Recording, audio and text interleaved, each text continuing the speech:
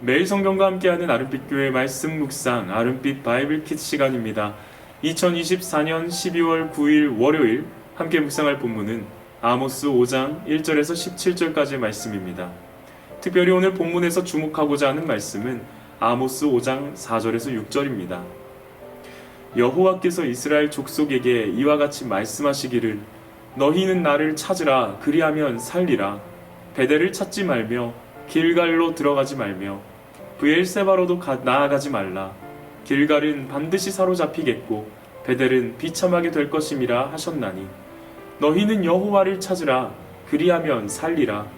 그렇지 않으면 그가 불같이 요셉의 집에 임하여 멸하시리니 베델에서 그 불들을 끌 자가 없으리라.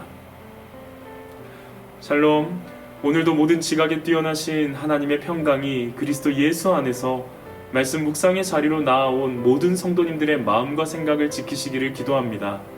새로운 한 주간을 시작하는 월요일입니다.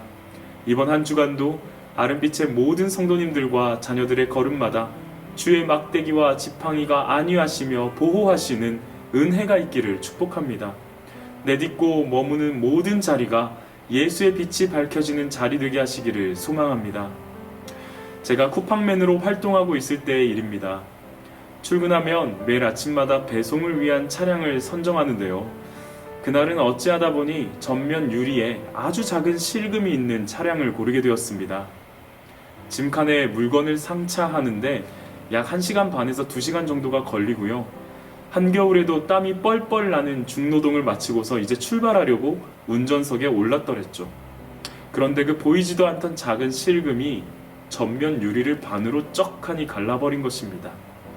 분명 작은 실금, 틈에 불과했던 공간이었습니다. 그러나 짐을 상차하는 동안 틈의 범위가 확장되고 깊어졌으며 유리는 갈라졌습니다.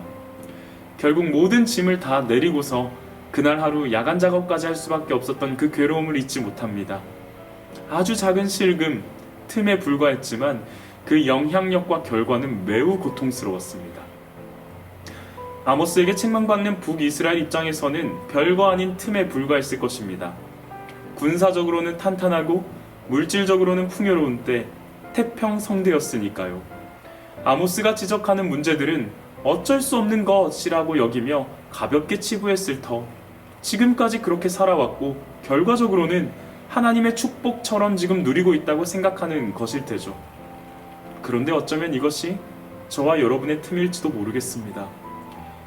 물론 북이스라엘만큼의 부요와 평안은 아니더라도 사는데 지장 없으니까요.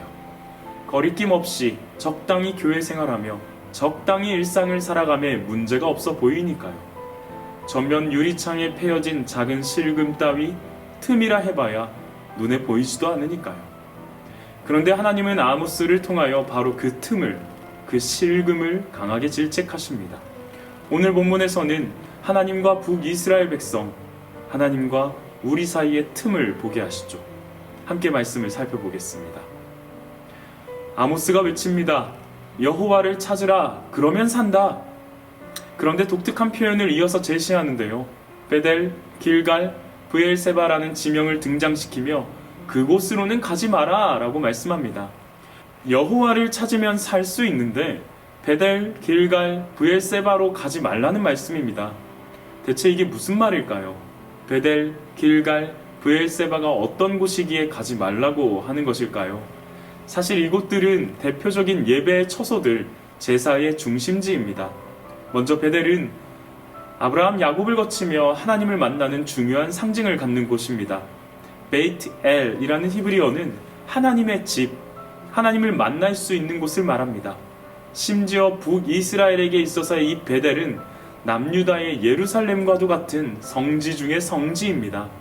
그런가 하면 길갈은요, 요단을 건너 여호수아와 백성들이 가나안 땅의 첫 진지를 구축한 곳이죠. 요단을 건널 때 들고 나온 12개의 돌로 기념비를 세운 곳입니다. 이집트로부터 받은 수치를 없애버리겠다 여호와께서 약속하신 곳입니다. 이곳은 가나안 땅에 입성한 이스라엘 백성들에게 아주 중요한 제의적 중심지였습니다.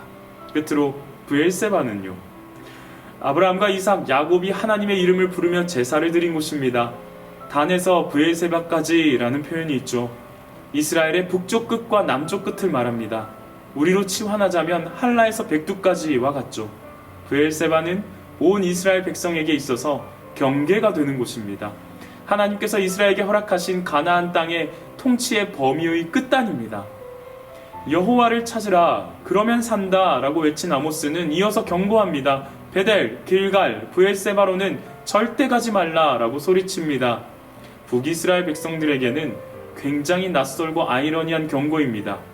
여러분, 건강에 문제가 생겨서 의사를 만나려면 어디로 가야 합니까? 병원으로 가야죠.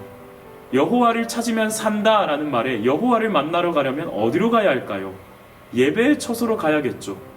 여호와를 찾으려면 베델, 길갈, 심지어 브엘세바까지도 가는 게 너무나도 당연했던 그들입니다. 하지만 하나님은 아모스를 통해서 제발 거기로는 가지 마라 라고 경고하십니다.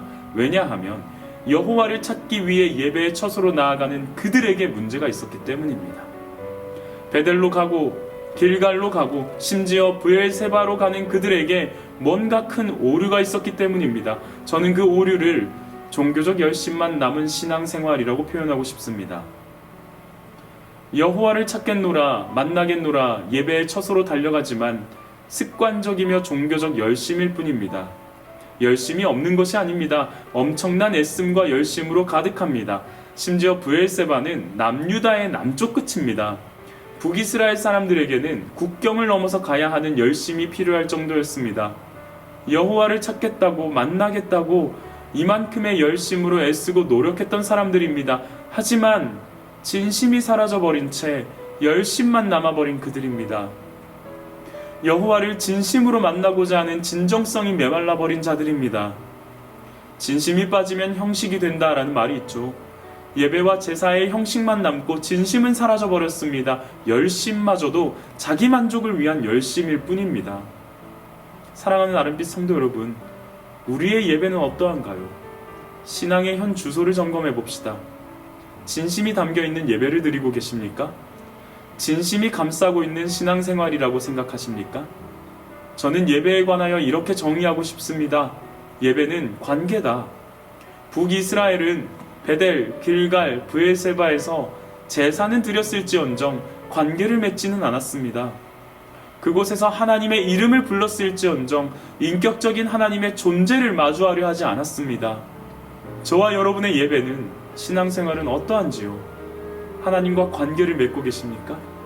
그렇지 않다면 하나님과 우리 사이에 작은 실금이 존재하는 거 아닐까요? 종교적 열심은 있어서 매주 교회에 나오려고 애쓰고 노력하는 모습, 더 나아가 봉사도 해보겠다면서 시간과 에너지 써가며 섬기는 모습, 그러나 정작 하나님과의 관계에 있어서는 틈이 벌어질 대로 벌어져 갈라지기 직전인 모습, 우리의 열심에 나만 남고 하나님이 사라져버린 채 그야말로 변질되어버린 열심만 남아있다면 우리를 향해서 아모스는 외칩니다. 아름빛 톨로, 달빛 톨로, 별빛 톨로 가지 마라. 여호와를 찾으라. 주일 예배로, 수요 기도회로, 금요 기도회로 가지 마라. 여호와를 찾으라. 그러면 산다. 무디어져 버린 하나님과의 관계를 묵상하는 말씀이 되길 원합니다. 오늘 하루 나는 어떤 마음으로 예배를 드리는지, 신앙생활을 하고 있는지 점검해 봅시다. 내 마음에 진심이 빠진 채 열심으로만 종교생활에 취해 있지는 않은지 돌아봅시다. 여호와를 찾으라. 그러면 산다. 여호와 하나님, 바로 그분만을 찾고 구하는 저와 여러분이 되기를 소망합니다. 함께 기도합시다. 주님만, 주님만, 주님만 사랑하리. 나의 왕, 나의 주님, 주님을 더욱 알기 원해. 나 주님께, 오직 주께 경배하네. 거룩, 거룩, 존귀, 존귀하신 주, 사랑합니다.